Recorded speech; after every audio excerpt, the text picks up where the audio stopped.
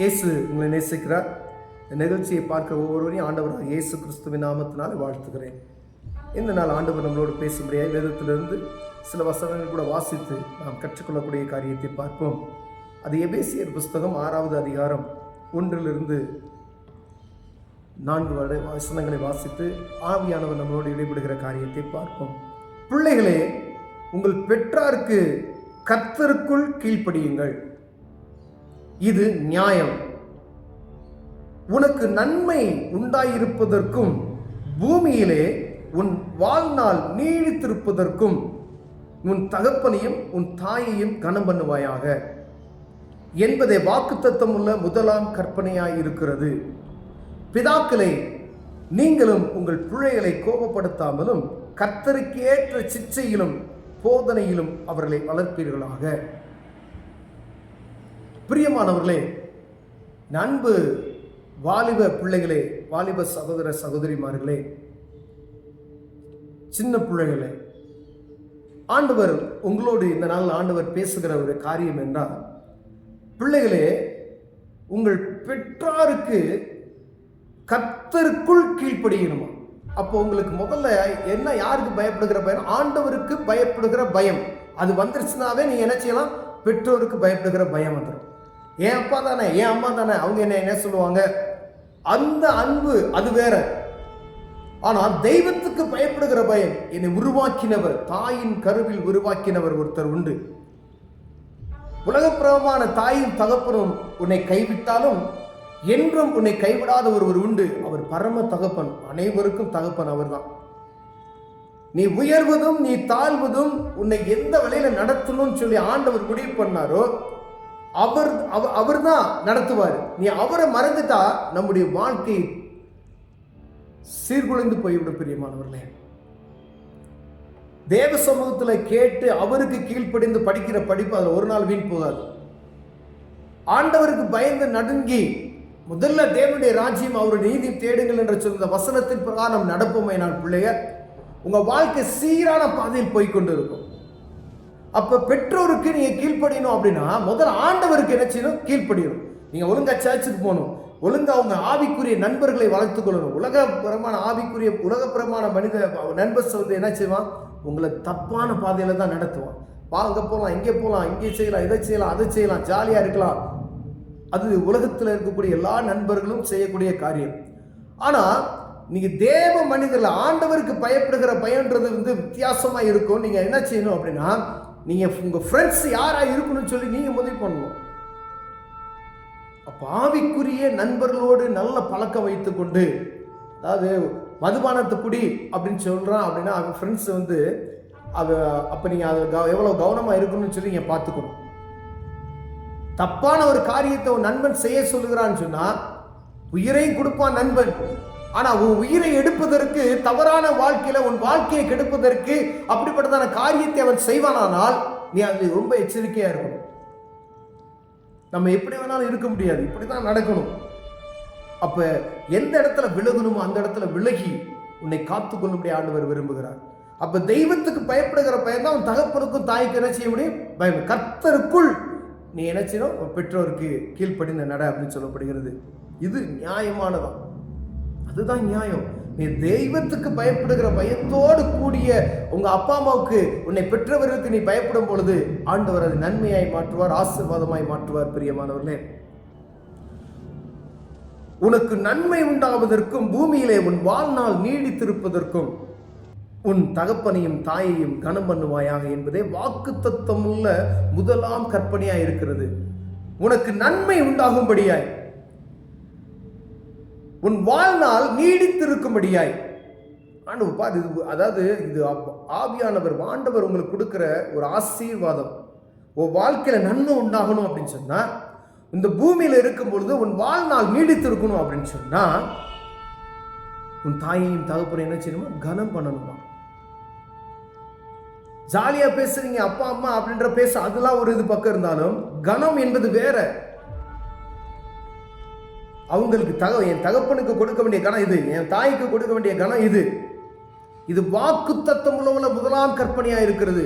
வாக்கு தத்துவம் நீ வாழ்நாள் பூரா இந்த சமாதானத்தோடு சந்தோஷத்தோடு வாழ்வதற்காகவும், வாழ்நாள் நீடித்திருப்பதற்காகவும், உன் வாழ்க்கையில நன்மை உண்டாவதற்காகவும் உன் தாயையும் தகப்பனையும் கனம் பண்ணுவாயாக. ஒருவேளை பிள்ளைகள் பெற்றோரை உதாசனப்படுது, ஏன் நீ என்னை படிச்ச, என்னைய படிக்க வச்ச அப்படின்னு எவ்வளவு இதா கேட்கிறோம் தெரியுமா? பெற்றோரை பார்த்து உனக்கெல்லாம் என்ன தெரியும் அப்படின்னு சொல்லி எத்தனை பிள்ளைய நம்ம பேசுறோம். அவங்க மன வேதனையில் அவங்க பெற்றோர்கள் கண்ணீர் விட்டாங்கன்னு வச்சுக்கோங்களேன், அது ரொம்ப அவங்கள பாதிச்சிடும். அப்போ நீ தெய்வ பயம் இல்லை அப்படின்னு சொன்னா உங்க பெற்றோருக்கு நம்ம கீழ்ப்படிய முடியாது. வாலிப பிள்ளைகளே, வாலிப பையன்மார்களுக்கு நான் ஆண்டவர் உங்களுக்கு சொல்ற ஒரு காரியம், முதல்ல உங்க தாய் தகப்பன்மாரை நேசிங்க.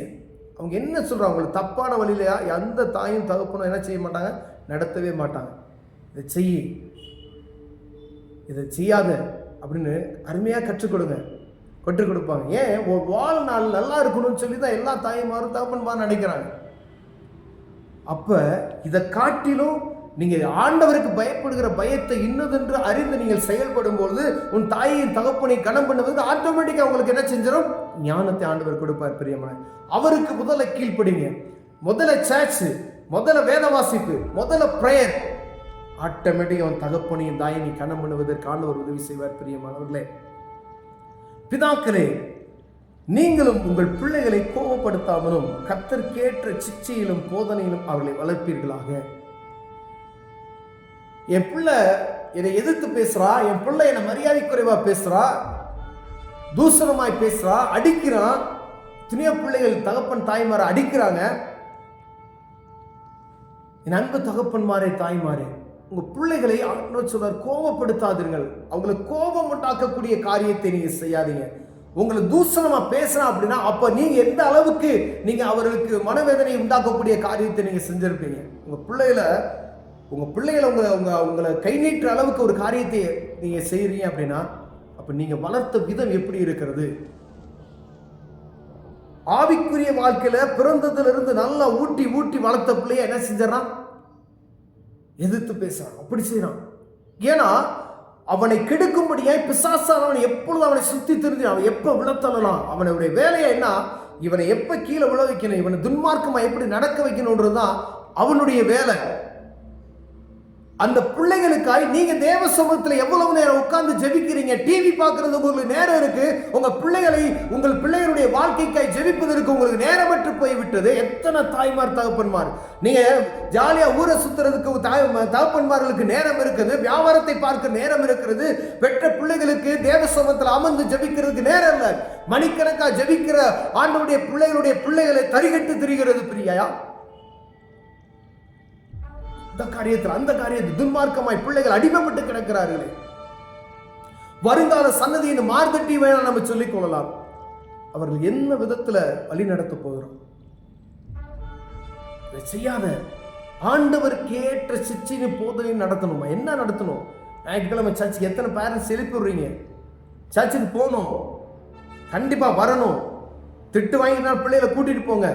சிறு வயதுல இருந்து வர பிள்ளைகளே வரமாட்டேனாங்க. அப்ப நீங்க என்ன செய்யணும், கரெக்டா அவங்களுக்கான டைம், அதை எப்படியாவது தேவ சமூகத்தில் அழைத்து கொண்டு போறதுக்கு கோபப்படுத்தாமலும் கர்த்தருக்கேற்ற சிச்சையிலும் போதனையும் அவர்களை வளர்ப்பீர்களாக.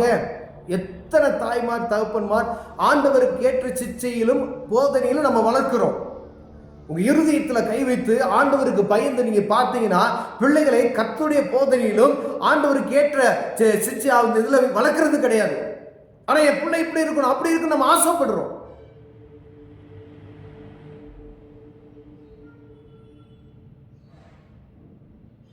இப்படி வேணாலும் வா இருந்துட்டு வா அப்படின்னு சொன்னா அவங்க பேரண்ட்ஸ் கிடையாது. பிள்ளைக்காய் தேவ சமூகத்துல கண்ணீர் வடிக்கிற இருதயத்தை ஆண்டவர் பார்க்கிறார். பிரியமானவர்களே, அவர் சமூகத்தில் ஒரு காரியத்தை நீங்கள் தெரியப்படுத்துவினால் எப்படிப்பட்டவன் ஒரு நாள் ஆண்டவர் அவனுக்காக நியமிக்கப்பட்ட நாள்ல அந்த ஒருவனும் அவனை தொட முடியாது. ஆனா தேவ சமூகத்தில் நீங்க அமர்ந்து அவர்களுக்காக ஜெபிக்கணும். ஒருவேளை நான் சிறு வயதில் அவனுக்கு சொல்லிக் கொடுக்கலையா, திடீர்னு இப்படி ஆயிட்டு, ஆனா தேவ சமூகத்துக்கு வாங்க, தேவ சமூகத்தில் உட்காருங்க. அது ஒரே ஒரு தான் விடுதலை. இதுக்கு டாக்டர் கிடையாது, நீங்க கவுன்சிலிங் சென்டர், அது தேவ சமூகத்துக்கு ரெண்டாவது தான் கவுன்சிலிங் சென்டர். ஆண்டவருக்கு ஒப்பு கொடுங்க. ஓடுறாலும் ஓடட்டும், ஆண்டவர் அவனுக்காக நேரத்தை வைத்திருப்பார். அந்த நேரத்தில் அவனை சந்திப்பார். பிரியமானவர்களே, அந்த சகோதரியை சந்திப்பார். நீங்க தேவ சமூகத்துல, கர்த்தருடைய சமூகத்துல கண்ணீர் விடுங்க. ஆண்டவர் சகலத்தையும் நேர்த்தியை மாற்றி ஒழுங்கும் கிரமமாய் அவனை மாற்றுவார். பிரியமானவர்களே, அப்படின்னா ஒவ்வொரு பேரண்ட்ஸும், தாயும் தகப்பனும் அவர்களுக்கு ஜெபிக்க வேண்டிய நேரத்தில் அவங்களுக்காக ஜெபிக்கணும். அவர்களை எந்த வழியில நடத்தணுமோ அந்த நல் வழியில நடத்துவதற்கு நம்ம பிரயாசப்படுகிறவர்களாய் காணப்படணும். ஒருவேளை இதில் நம்ம குறைவற்றவர்களாய் காணப்பட்டோம். ஏன்னா தேவசம் ஆண்டவரே, என் பிள்ளையை நான் சரியா வளர்க்காம விட்டுனேன் அப்படின்னா ஆண்டவர் தமக்கு சமூகத்துக்கு தெரியப்படுத்துங்க. ஆண்டவர் நல்வழிப்படுத்துவார்.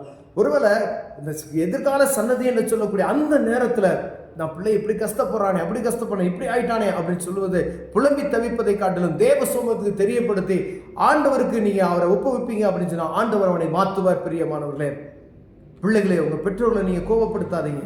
உங்க பிள்ளை உங்க பெற்றோர்களுக்கு விரோதமான எந்த ஒரு காரியத்தையும் செய்யாதீங்க. கர்த்தருக்குள் கீழ்ப்படிங்க. அப்ப அது உங்கள் வாழ்நாளை நீடிக்க செய்யும், நன்மையான காரியங்கள் வாழ்க்கையில் உண்டாக்கும். கண்களை மூடுவோம், ஜெபம் செய்வோம். அன்பின் தகப்பனே, ஆண்டவரே, பிள்ளைகளை நேர்த்தியை வளர்க்கக்கூடிய ஞானத்தை எங்களுக்கு தாங்க ஆண்டவரே.